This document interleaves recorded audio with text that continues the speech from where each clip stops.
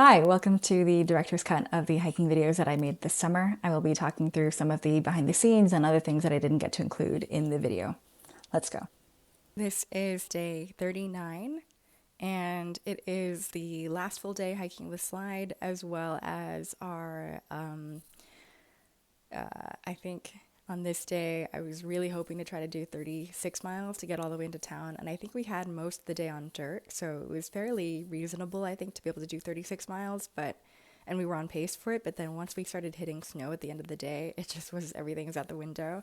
I was really bummed because originally the plan was to maybe stay with a friend of mine in town, and I was really looking forward to like being in a bed, being indoors, being warm, being dry, and I got to have none of those things on this night. And so you'll hear in the introduction, I sound very, very tired, and the reason is because I forgot to film my intro at the beginning of the day. I filmed it towards the end of the day after this like really hard stretch of post holing that we did that I led, and yeah, it was a hard day.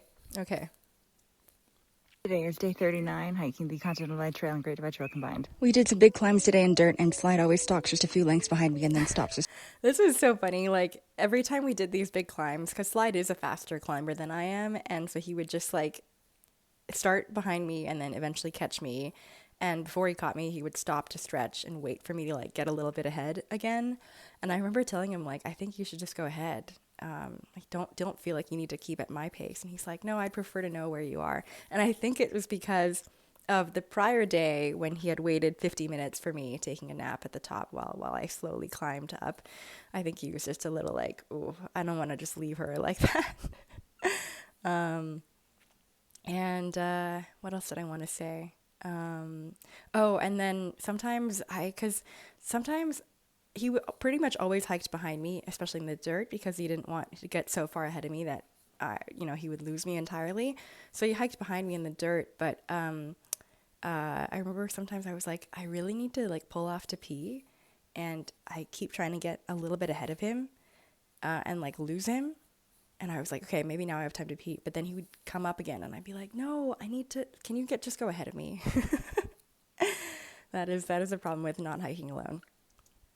Stretch when he catches me. There are many things Slide is good at, and one of them is stretching regularly whenever he has a few moments. I said he should feel free to climb ahead at his own pace, but he says he prefers to know where I am and how I'm doing. I've always hiked with the sweetest, most considerate partners. All my PCT hiking partners are the same way. Today I tried a savory fried chicken meal bar made by my friend Jenna out of her home bakery, Wababaland. I've been craving savory things, but bars are always sweet, so this is huge. Here's Slide's take.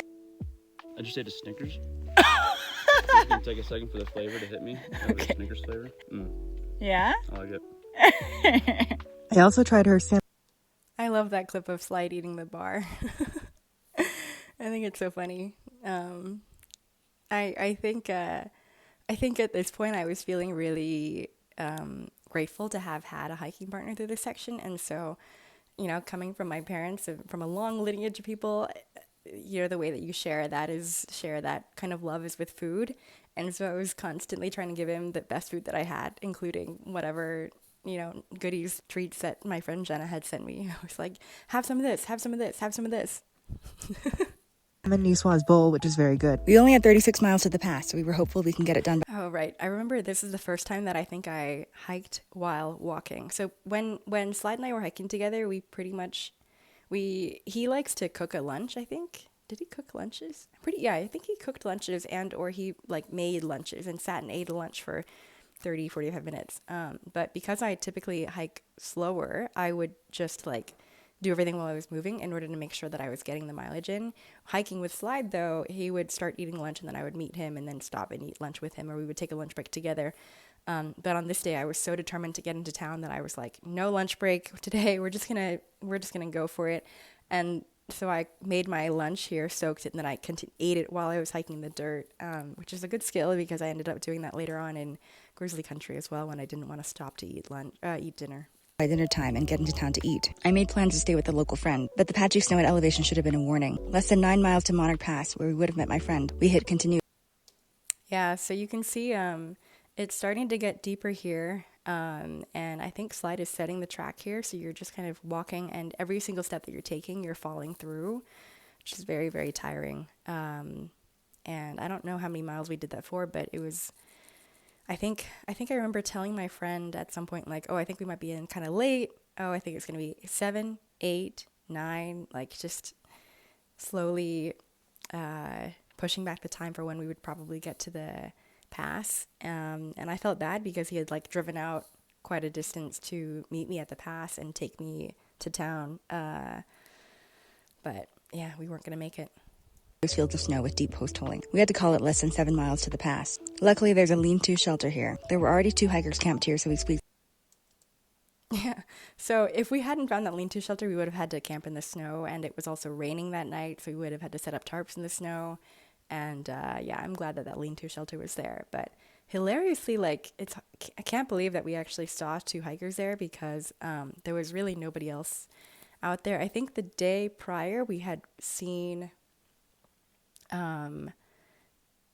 another set of campers, and then that was it for all of Colorado besides the first couple of days so far. So like really 2 weeks with just only Slide. Like if I go back to my sheet with all of my data, I'm pretty sure that I just only saw Slide for almost 2 weeks besides these 3 days. In the corner, but it's drizzling tonight and I'm glad to be here. See you tomorrow. Okay, that's day 39.